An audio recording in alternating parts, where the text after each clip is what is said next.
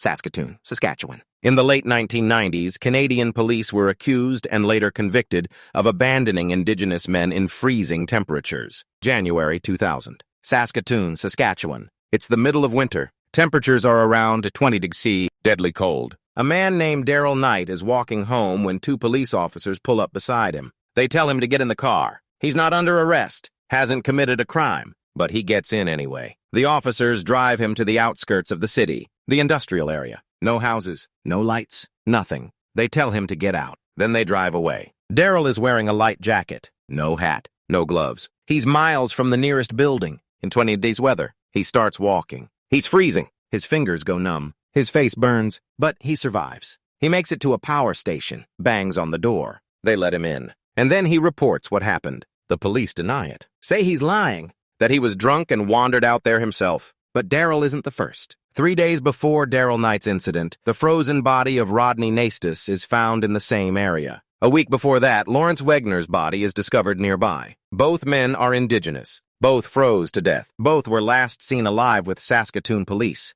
The families demand answers. And slowly the truth comes out. This wasn't new. This had been happening for years. Saskatoon police had a practice called Starlight Tours. They'd pick up Indigenous men, usually for minor offenses, public intoxication, or no reason at all, drive them to the outskirts of the city, and leave them there. In the middle of winter, sometimes the men made it back, sometimes they didn't. Darrell Night's case led to an investigation. 2 officers, Dan Hatchen and Ken Munson, were convicted of unlawful confinement in 2001, but they were never charged with murder, even though men died. They were sentenced to 8 months in jail. 8 months for leaving men to freeze to death.